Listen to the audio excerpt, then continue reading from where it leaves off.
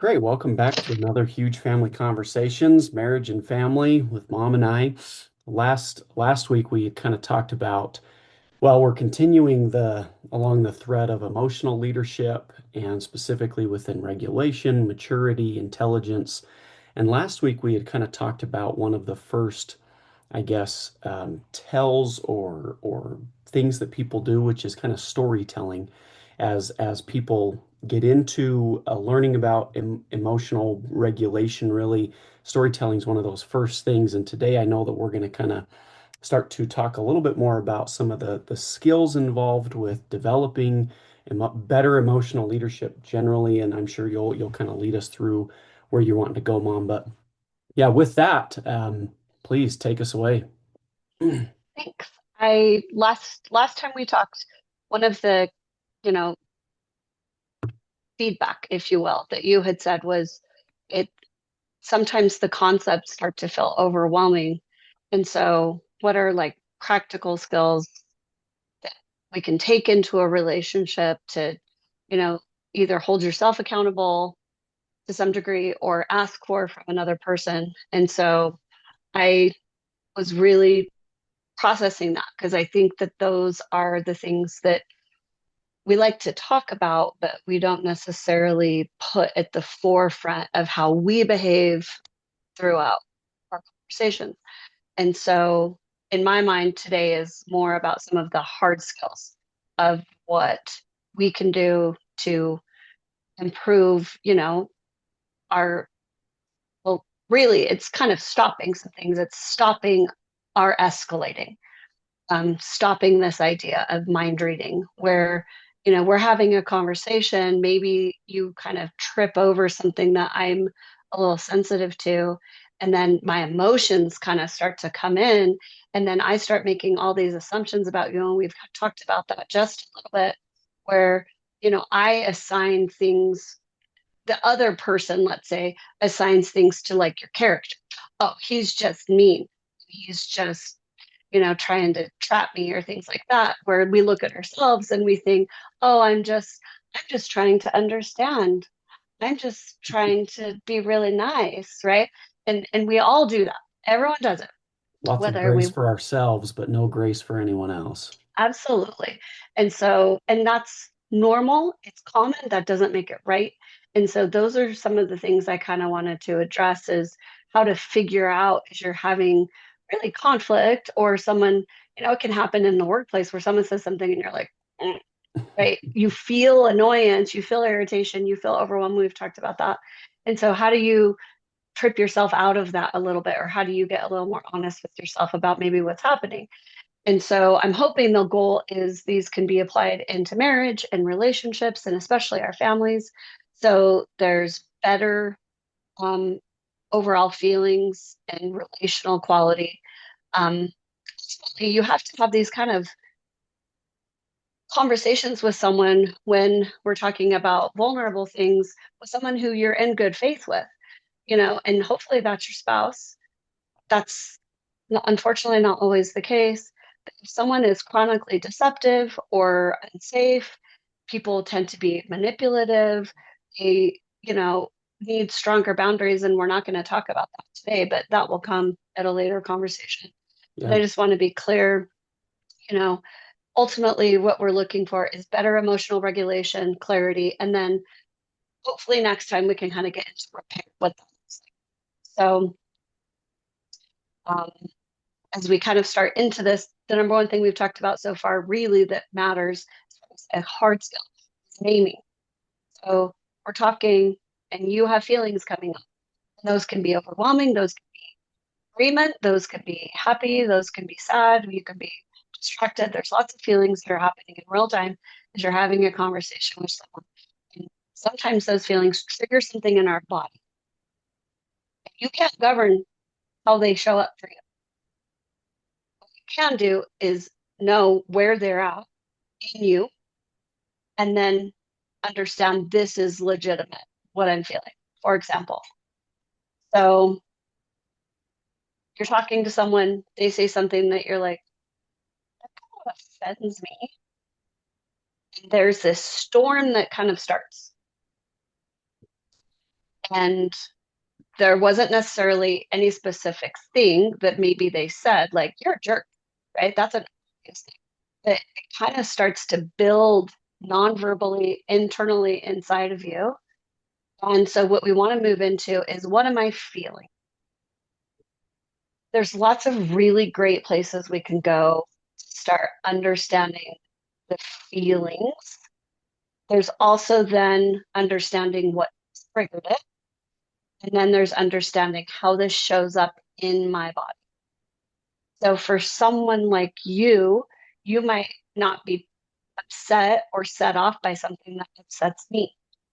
And that's, again, kind of confusion that happens, right?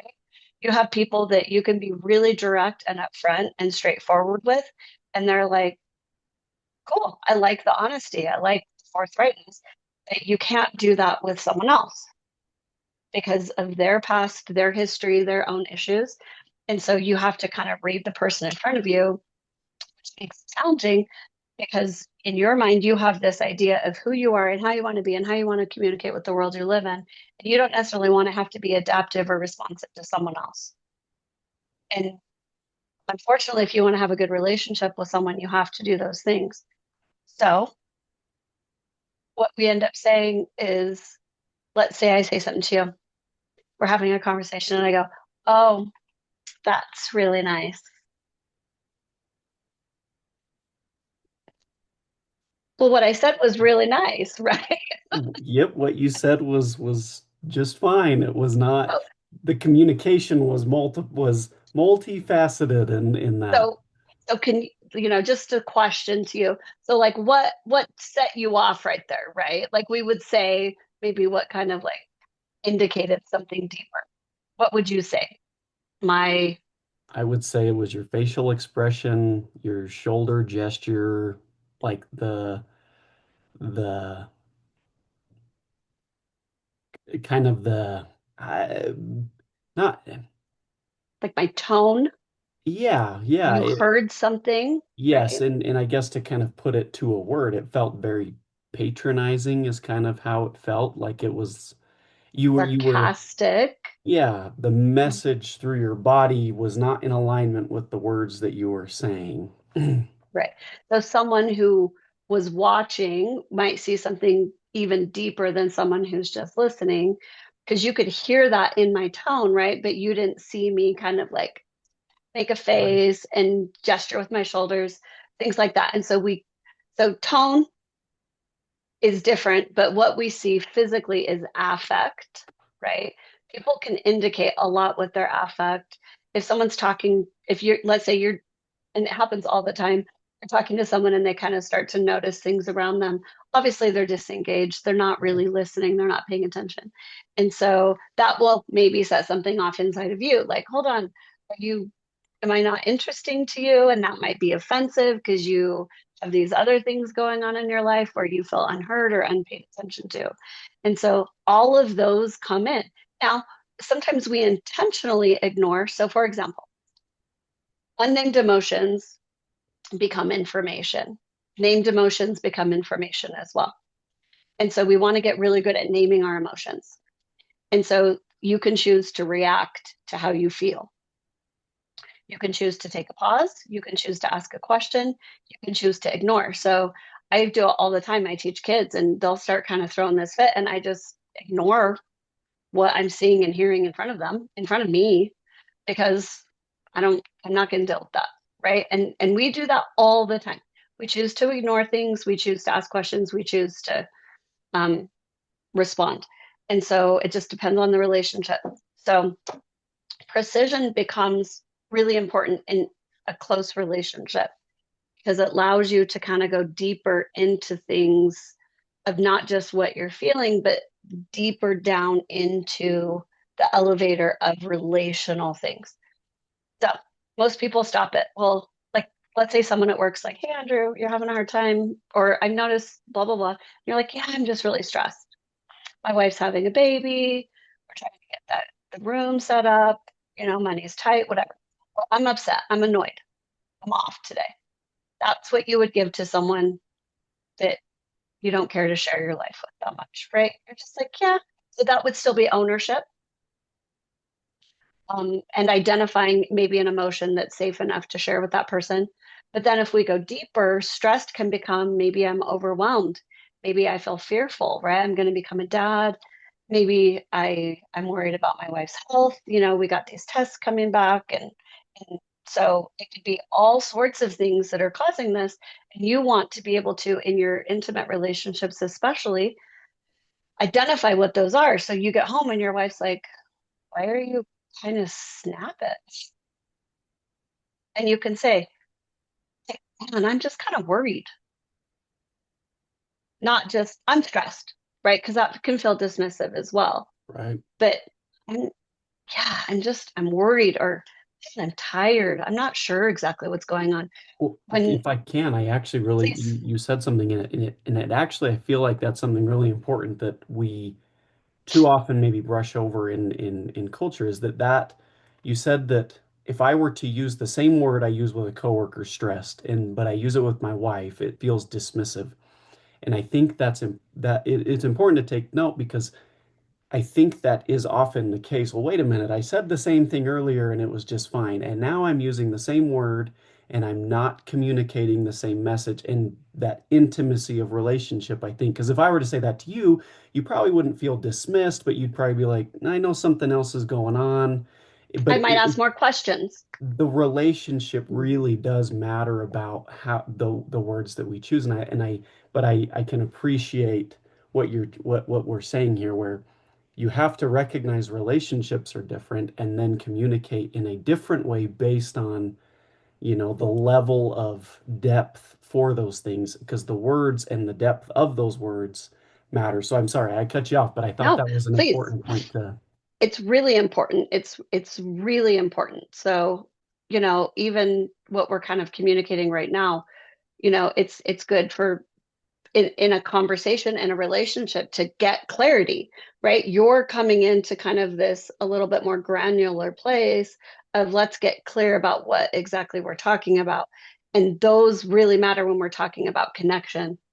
And we do have, we've talked about this in the past, varying levels of connection that we have in our life. And so when we're talking about having closeness in our marriage and family relationships, it really is important that we know ourselves well so we can communicate that to other people. So, for example, if you came and I saw you and I was like, hey, bud, you just seem like you're kind of off, right? And you might look at me and go, okay, I heard this at work today. I heard this from my wife today. Now I'm hearing it from my mom. I'm not paying attention yeah, to yeah, something and I need to figure this out, right? And so that should indicate to you maybe some things are happening in your display that you need to get a little more in touch with, in tune with. So you aren't inadvertently pushing people away that really matter to you. So in a wife situation, that's going to make her escalate if she's feeling this pushback. For me, I can just go, okay, all right, well, I'm here if you need me and I care about you. And right, I might say to your dad, hey, I'm a little worried about Andrew. He's a little bit off right? And that might be something we discuss, but do nothing about. sure. Maybe he gives you a call to see how you're doing. And so those are all things that I think are really important to get into the naming of what's happening. Now, as we kind of move on, there's like this emotion word bank. I have this visual Yeah, that's kind of a guide that generally people say things like, I'm sad, I'm happy, I'm hurt, insecure, confident, tired. And then down each of the columns is more words. And I really think more words is so valuable in life general. Here's one under insecure that I think is really interesting. Men don't, I think, feel it as much as women. But so instead of today, maybe I'm feeling insecure, and you see that in the way I'm acting, just kind of like blah. Well, under that is the word ugly, sure. and you're feeling ugly. You're like, oh, yeah, I remember that from childhood. And that's where most people feel ugly, right? And so, when I was in second grade, I felt this because I, you know, had this some backpack that I hated that was pink and my mom made me use it and blah blah whatever, right? And so you can imagine those emotions from that time in your life would be surfacing right then. And maybe you're not really in touch with how that feels in you, right? So it makes you kind of angry or defensive or standoffish. That's kind of an interesting thing a lot of people don't get about emotion is when it comes up for you, if you can't get to the bottom of what it is, you're probably going to manifest where that origin place is too, which sounds a little like therapy and stuff like that. Sure. But I see it all the time in people. When I teach Pilates, there's a couple exercises that we do that bring up shame for people. And it's so interesting to see it because they get this kind of embarrassed, um, really, uh, it's this kind of insular look Mm. inside of their body and in their face. And I just call it out. I just say, everyone feels embarrassed here. And so we just let it go. You're free to feel what you feel. And we just move on and know that you're safe and we love you and we're glad you're here. And that's how I just kind of encapsulate it for them. So they have the freedom to feel, because the feeling is just a feeling. Yeah. That's it. And it goes away. Well, So, and go ahead. you Please know, talk. I was going to say if I could even maybe add something to that because you used the word ugly, and I chuckled to myself because I was like, I don't really know that I feel the same. I don't like if Parker were here, she'd be like, I know exactly what you're Yeah. talking about, Mom. Mhm. For me, I kind of go, that's kind of a silly thing to even like, but I felt ugly before, but it was kind of like, oh, whatever. But I looked, there was a different word, defeated. And I Mm. think that that's a different, like for male, female, they have totally different Yep. kind of, I think, impacts Hmm. on maybe the way that we communicate. Because if I definitely, it's like if I were to say I feel defeated to another man, it's like, oh, dude, I know exactly what you're feeling. I know exactly what's going on for you. Where I think that maybe that those are kind of it's important Sure. too as sexes to communicate or maybe more try and empathize with where what the connotation of those words also plays a part because I probably wouldn't use insecure very much, but I could definitely see myself using other words. I wouldn't use ugly. I Hmm. wouldn't use, I'm trying to even think if there's even embarrassed. I probably wouldn't use embarrassed just because it's like I don't normally feel those things to the same degree that maybe someone else Yeah. would. But I think recognizing, okay, I might not feel it the same way, but I can see where this person's coming from, why they're maybe feeling the way that they're feeling based on that, and that's a good descriptor. And so just having that ability to relate, even though it might not be the same type of a thing, I thought that was kind of maybe an important thing too, as we're Totally. dealing with spouses. It's like Parker would tell me something, and it's like, I really don't get what you're feeling, Yes. but I can see why that is important Yes. and significant for you right now because at the same time there are definitely going to be things that go on for me that she's going to feel the same way towards. I think you're absolutely right. Like the complementary language of these columns that we're looking at, right? And there's hundreds of different lists like this. But if you were to sit there as a man with a list in front of you and she says, okay, I'm feeling oppressed, and you go down the list and you're like, oh, okay, uh, dominated. Okay, I I think I get what you're talking about because I Yeah, have felt that powerlessness, right? Might be under that list as well. That's kind of a complementary word. And right, that shows up here in my body. And that kind of affects me, to behave this way.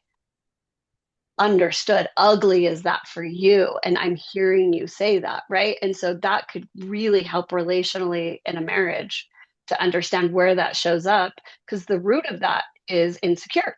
right. Yeah, So when I feel insecure, these are words that come up for me, and these are words that come up for you. And this helps us gain closeness and understanding. So your point is very well taken. Um, so something like really, really important, and you see this in kids a lot. And I think as adults, we should do a much better job understanding how kids give us really good feedback is, for example, for you, when you feel embarrassed, can you tell me where that comes up in your body? I mean, I feel it in my face for sure, You almost might always. blush, right? I definitely feel it there. But I would Ears say, get hot. yeah, yeah. And I think to what you said earlier, like at Pilates, like I often do that. It's probably, I feel it in my gut. Maybe it's like something. Small. Yeah. Yeah, yeah. Mhm. A Fetal lot of about people, it. yes, embarrassed a lot too can change your breath, right? It can Right. shallow your breathing. It can also make you kind of like look around for safety. I think a lot of those things, for me, anger like shows up kind of up here for me, right? Like Yeah. you got to get ready. You got to be prepared. I think for men, most people, it feels that way. I can also feel this burning in my stomach. Like my stomach acid will really start going when I feel under threat. And that can be any emotion where I feel threatened, which is anger, overwhelm, fear, right? Stress can do that. And so it's really important when you're sitting there in a conversation with someone that is meaningful to you. Like, here's an interesting one. You kick back and fold your arms and kick your legs up. You Sure. kind of go, convince me, right? Like those are all interesting mannerisms that show up in your body that really tell a story to someone who's watching you. And if you're not aware of that, then you're missing out on a lot of what is being communicated from you to them, which can inform very, very well quickly maybe what's happening that you're confused about. Because that's what I think happens a lot, right? There's this confusion, especially when you're communicating something important, that you're like, why are you freaking out as you sit back with your arms crossed and your feet up? You're looking at them like, mm-hmm. And you might be like, oh, I can see myself, change what's going on. And then if I could realize in my body, I'm feeling defensive, I'm feeling protective, I'm feeling anger, I'm feeling, these things. And it's hard because feelings have kind of a bad rap. We've talked a little bit about that, right? We're told feelings are sometimes fake, which they are. Right. Well, it doesn't matter, especially in the moment. If I can identify my feeling and how my affect is affecting the other person, then I can be more authentic in what I'm trying to communicate. So that's why I think these conversations are really important. Naming, identifying, knowing it's in your body, it's, in your tone, things like that. Can this might be a little bit off track from your notes, but and we this could be something we talk about another time too. I think a lot of what we've discussed is more introspective, and talking about like what do I need to do to better communicate. But I think on the other end, and maybe this is a thing for another time, is I guess when you're the person on the receiving side of it, are there I mean, is that something worth addressing real quick, or is that something that Absolutely. maybe because Absolutely. even when you're just sitting here, like that's I think a common one, especially for men, the arms crossed, legs crossed, eyes crossed half the time, Mhm. and it's like what I remember as a kid, we would talk about this sometimes, right? There's adult communication, and then there's child communication. And sometimes you have this kind of crisscrossing things happen where you're not communicating on the same plane or something to that effect. I guess when you're the person on the receiving end, and we had kind of talked about it, of course, asking questions and there were some other things that I think you had mentioned. Um, but I guess, what are the right responses when maybe someone's communicating something and we need to maybe probe some more, we need to uncover where the issue lies so that we can actually get back to effective communication. What are some, I guess, what are your thoughts on that? So I think it's actually a little bit down in the outline, but we Is that can totally okay? jump there.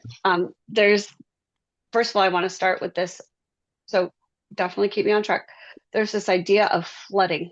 Okay. And flooding is when the nervous system has overwhelm, right? And your brain shifts into threat mode and your ability to think literally drops because you move into this into your hypothalamus, which is limbic system, right? It's okay, now I have to protect myself.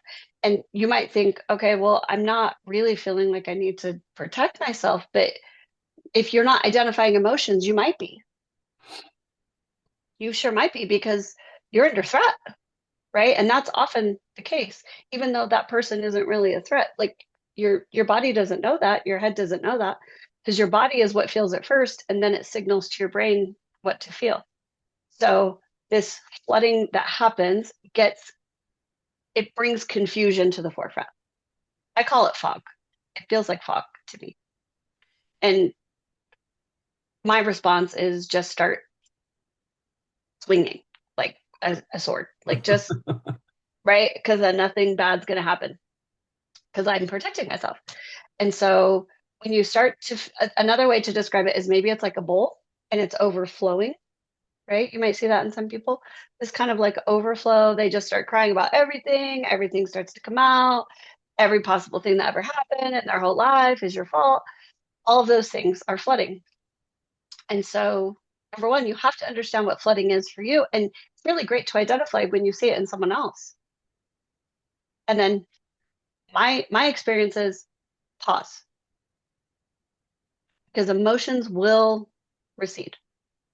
And so the best thing you can do, take a 20-minute break. It doesn't even have to be 20, 15 to 20 is minimum. Sorry, 15 to 10 is 10 to 15 is like minimum, but 20 is usually a good number. So everything can go back online. So that's the answer to your direct question. Things are going off the rails. You see it, you feel it, you don't know what to do about it, everything's in chaos. Now, number one, most important thing, if you initiate the pause, which I think is good leadership, you say, I'm going to go for a walk, or let's go for a walk, or let's talk about something, right? Like you literally separate, but maybe you need to do this together so the other person doesn't feel abandoned. Like, let's go for a quick walk. Let's not talk about this. Let's just go get some fresh air, or let's go for a treat, or whatever. And then at 3:20, we're going to talk about it again. So you get agreement. And if the person's like, I might need to wait till tomorrow, cool.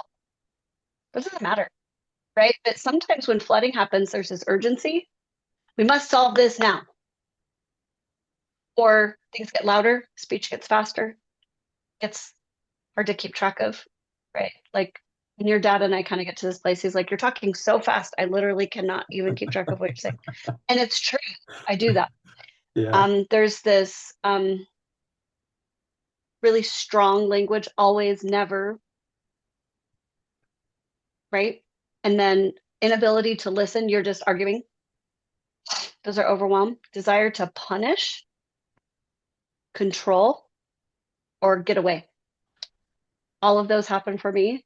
And then your body will manifest it. You'll see the racing heart. And that's so to the point you can see someone else in a position, or maybe you feel like you're getting attacked, right?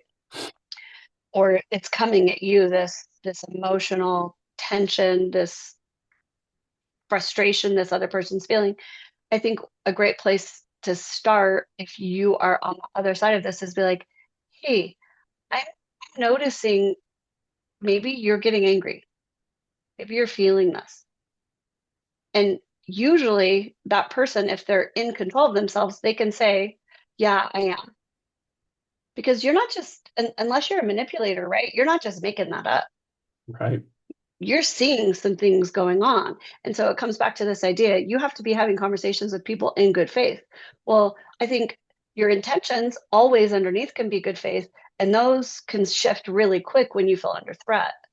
It's no longer a good faith conversation. And Right. so we need to take a break to get us back to that, what you said, right? Like regulated place. And so flooding isn't a moral failure. We all get flooded, literally everyone, but it is a psychological state. So we have to be responsible for what we do in that state. And it's great to, so let's say you say to the other person, hey, I think we need to take a little break. Go, right? That could be part of their flooding is they want to hang on. And so maybe you're like, I need a 20-minute break or a 15-minute break. I will come back and find you in 15 minutes. And then right? Those are things that you learn to kind of pattern. Sometimes the other person still isn't ready. And so if you're feeling punished, then maybe it needs to go on a little bit longer. Or you say, well, I'm starting to feel punished right now. I took a break in good faith that we could come back and try this again. But if you need longer, that's okay, right? It can't be like, well, if you need longer, then right you have to be able to reset emotionally. You have Yeah. to be able to do that. It can't be a game. If anyone feels like there's a game being played, then that derails the whole good faith thing. And so, part of your question is, what I think is really great is to really, I keep saying the same words over and over, but to identify what you're seeing in front of you. People walk in the door to my classes and I can tell exactly how their days went based on how they're acting and their body language. And I might see you and be like, hey, Andrew, how's it going? Was it a long day? Yeah. I'm Right. so glad to be here. Right. Or, Right. no, actually, it's going really good. Right. And then they kind of self reflect in that moment and think, huh, I wonder what I, right. But maybe they're tired, their kids called and they need them to go home, or their husband didn't make dinner and the kids are hungry, or whatever. Like I deal with adult women. So those are the issues that come up. Right. So it's always good to just observe, you know, no. So when you're the other person, first of all, when you period for yourself, you should be able to identify your own emotions. You should have a lengthy list of emotion words. You should really learn emotion words so you can understand the other person too, because they might be the same thing, insecure, right? And it just comes up different for them than you. And then you have to know where they show up in your body. Those are really important things so you can take accountability for that. And then knowing when you start to feel overwhelmed, that flooding really matters. Um, Couple strategies for that. You can take what's called the psychological sigh. And it sounds really modern, right? Like new age, like two quick inhales, like you breathe through your nose twice, like supposedly that's supposed to soothe parasympathetic nervous system. I Hmm. think it does work. We say it to kids all of the time. What do we say when they're crying hysterically? Take a breath. You can do it. And we start breathing with them. Well, why Right. would those strategies work for them and not us? Right. It's kind of silly, right? That we would think we're not part of that. Because no, it's all the same thing. It's all limbic system. This will usually drop your intensity fast. Another couple things is that 20-minute pause. Um, and then sometimes I have found for myself, I need to go lay down, like physically lay down Right. and just rest for a moment. And that could be part of my break, but sometimes I just need to put my body in this restful place position and things will kind of come down. And we do that with kids. Here, come lay by mom. Come lay down for a second. Why? I don't know. We don't say, here, stand up with me. Right. We go, no, come lay down for a minute, Or right? sit There's some, down or something. Take the pressure off. Take, let me yeah. hold you, right? Co-regulate with you. Co-regulating is a really great place. It's just hard to do that with the person you feel like you're fighting for your life with, right? So those are all, I think, strategies that give you time to kind of return to that place of being in your prefrontal cortex, which is your thinking brain. Yeah. Um, we talked a little bit, you kind of mentioned the fact versus story thing. The reason all of these things matter is because we need to create a shared reality in order to get through some of the problems that we have, right? So this was a little bit what we talked about last time. So I want to just touch on that really briefly, which is fact. You have to be able to verify what you're hearing from the other person is true and not just a story that you're telling yourself or that they're telling you. And those really matter because when you get into a position of trying to understand or solve problems, you have to know the truth. You have to know what to literally do about it. And so there's this thing that we come into, which is called, in my world, it's called open-ended questions. In business, it's often called like clean questioning. And so they're non-motivation questions. So you can ask the other person, or yourself, questions that don't accuse, don't have motive. And that helps you get to the facts of something that is going on, right? Versus, well, why, can you tell me exactly what was happening when the other person said that to you? And then they can say, well, here's what happened. And then what did you mean by what you said? Did I misunderstand? What were you feeling in that moment? What do you need that you didn't get? Right. And you start to kind of understand a lot of our interpretation system that we have is biased. It's based on the story we tell ourselves about that person. And so it's really important that we're aiming for clarity when we're talking to someone or someone's talking to us about something.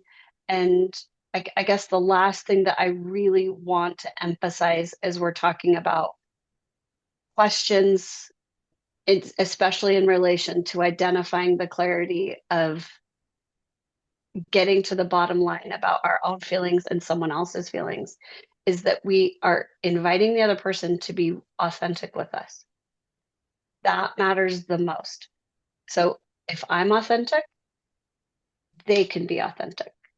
That doesn't mean they will choose that, but that's ultimately what we want as we have conversations and we start to understand ourselves.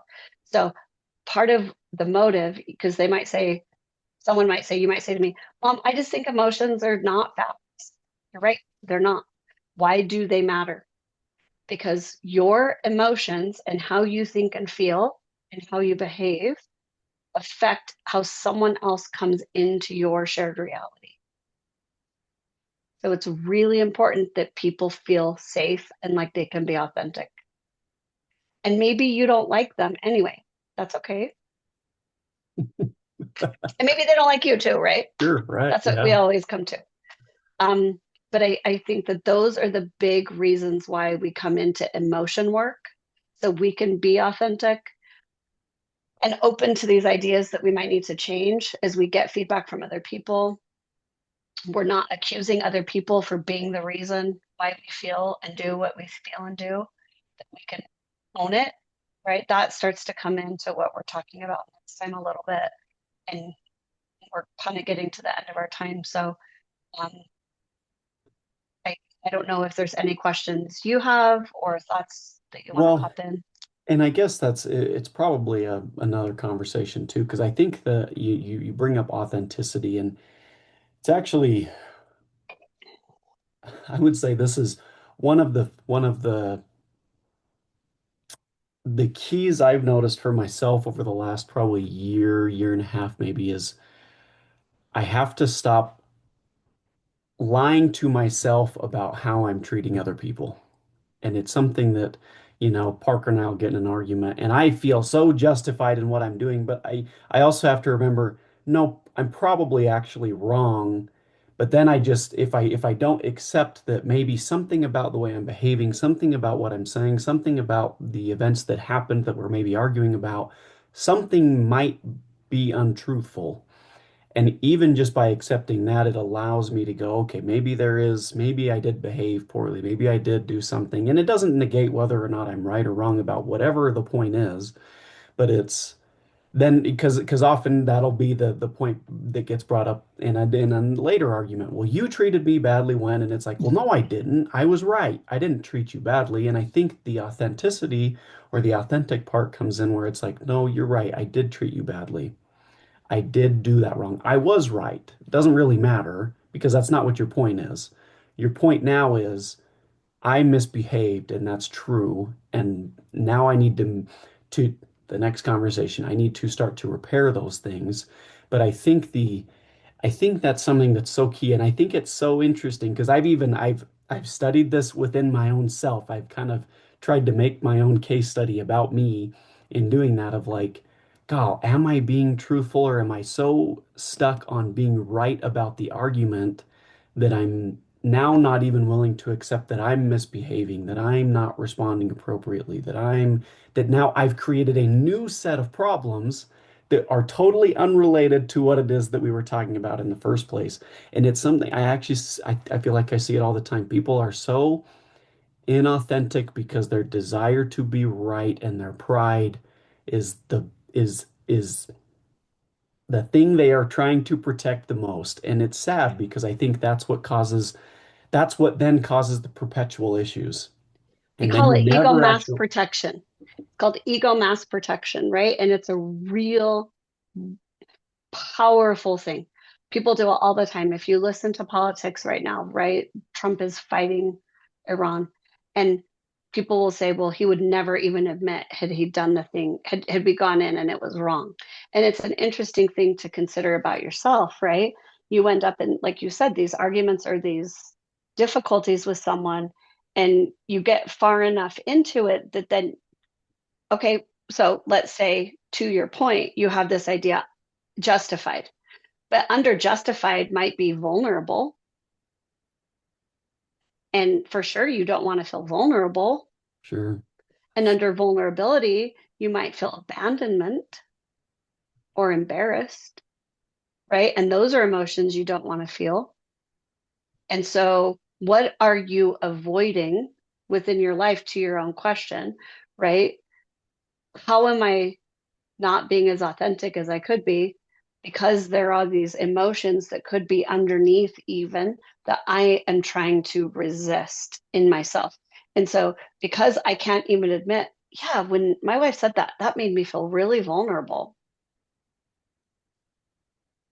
Wow. yeah, Okay. So if I can admit, yeah, that made me feel vulnerable. And I guess that makes me sad. That's hard, right? And not be like, well, I feel this way because of this thing that happened, or when I was a child, this. It's just, we just hold it and allow it. And okay, yep, there are things that I feel vulnerable about or that make me feel worried, embarrassed, defeated, right? right, And that's allowed. It's allowed. And so I'm not going to fight to be right. I'm going to do my best to understand me and then understand you.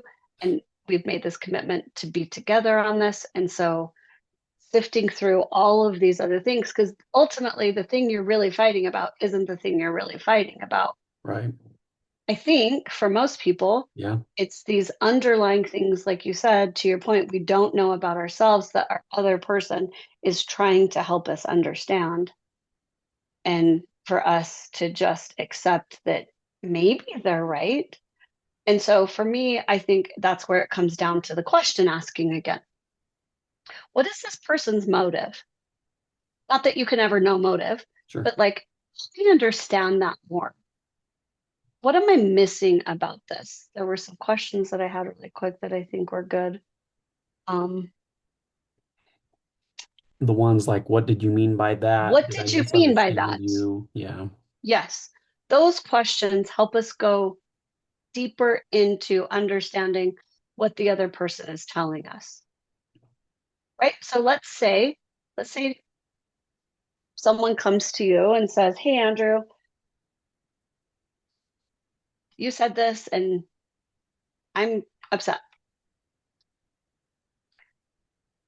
You could okay, start with, "Okay, how, wh- what is it that I did specifically that brought this up for you?" Because I always like to get to behavior, right? Like, what sure, specific behaviors did I do that then made their system kind of go off about this? Well, when I asked you for this, you said no, or whatever, right? Whatever that conversation is. right, Okay. Well, what did you need from me that you didn't get? Because that helps the person start going down here. right. It stops them from going up here because they have to self-reflect, right? They have to be like, oh, well, I guess what I needed from you was agreement. I needed you to say you would get that thing to me. Okay. Well, in the email that I sent you, I said this, and then you came in and I was like, no, I didn't get that done. And I think to your point, it shows like a willingness or that non-defensive posture, I guess, in a little bit, because it's like, oh, I'm not. I'm not going to try and interpret what it is that was going on. I'm not even going to try and defend myself. It's okay. What was the expectation that I didn't fulfill? Because I think it also kind of puts it it shows I'm not going to come up here. You're probably wanting to go up here, but I'm going to stay down here. And so Because they come have back. stories too, Right. right? They have stories, just like you have stories. And everyone has a negative and a positive story about someone if they're in a close relationship with them. And so it's really important to question your story, to be like, okay, I'm not going to think, okay, Andrew's always trying to get out of blah, blah, blah, blah, blah, Sure. right? Whatever you're telling yourself about that person. And so then it's okay, let's be specific about the behavior. Help me understand where I missed it. Now, what do you need going forward? That's the repair we'll eventually talk about. And then, okay, are we right? Are we good? And sometimes people feel like I don't want to have to apologize. I didn't do anything wrong. Who cares? Right. Right? At that point, you're back in ego mass protection, back in I have to be right. And if you're one of those people, then you're going to spend your whole life trying to find ways to be right against and for to everyone. Right. Right. And so I just think that's really important. So as we kind of have gone through and recapped it, knowing your own emotion more than just anger. You have to know more.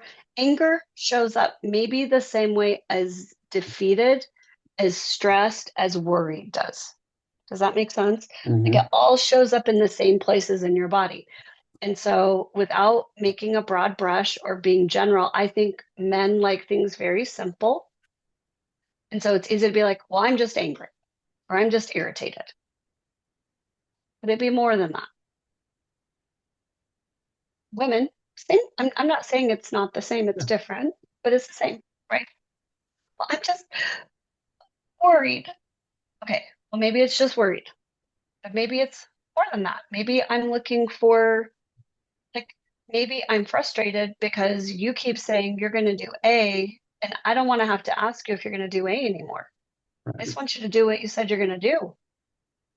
So I'm worried about that, which makes me fearful, which makes me feel insecure, Yeah. right? And so, okay, now we're to the bottom of the problem. Now we understand. If you are going to say you're going to do A, do A. Right. Don't make me be your mommy about it, or don't make me ask you about it. Just like if you're like, okay, if we agree that blah blah blah is going to happen, and you keep having these emotional things about it, well, I'm just worried, and I don't know what to do. Oh, we already made an agreement. If we're undoing the agreement, let's come back and say, right, we take this accountability for the feelings. We don't just let the feelings rule everything. So it shows up in our body in the same place as other emotions. And then with that, what do we do with that? Well, we have to figure out how to come back into regulation. That was the whole point of this conversation, Yeah. was learning the skills of emotional regulation. And those are them. You can take breaths, you can go for walks, you can take breaks, you can do all sorts of things. You can do all sorts of things. You can wait, right? Yeah. You can sometimes you have to pin things. Sometimes it's a situation of all right, let's give this a week. We seem to keep escalating every time we talk about it. Let's go back, let's pray about it. Let's, both come up with a couple possible strategies of how we could solve this problem. Yeah. Thinking about the other person, right? There's all sorts of ways that smart, competent people can figure it out. And then we ask these clean questions that help us really understand the other person, not protect and motivate or have motivations for like I guess it would be fair to say if you have a problem with something and you emphatically feel like it has to be done a certain way, you should say that. Yeah. You have to Or be on the other honest about end, if you don't care, don't put up a fight when it doesn't matter because you don't care. it 100%. Yeah. Yep. Right. And so a lot of people have those agreements like this person, whoever cares the most wins. Not that it's about winning or losing. Right. There are lots of things I don't care about, like dad and I'll go out to eat. I don't care that much about food where we go out to eat. That's not really important for me. I have a lot of friends who are foodies who really care about where they go out to eat. And so if I go to lunch with them or something and they're like, where do you want to go? I'm like, I really don't care. I I'll find something anywhere. okay, here are my three options. Pick one. And they're like, I really don't care. Okay, I pick one, but then don't complain, right? Because I really don't care either. If you want a burger and fries, let's go get a burger and fries, right? Yeah. But you have to know that about me. You have to know that what I say, I mean, other people play games about that. And so those clean questions have to be really important in the relationship. And then, once things go sideways, we're going to talk about repair, which have to do with Yeah. ownership, understanding, restitution, and change behavior.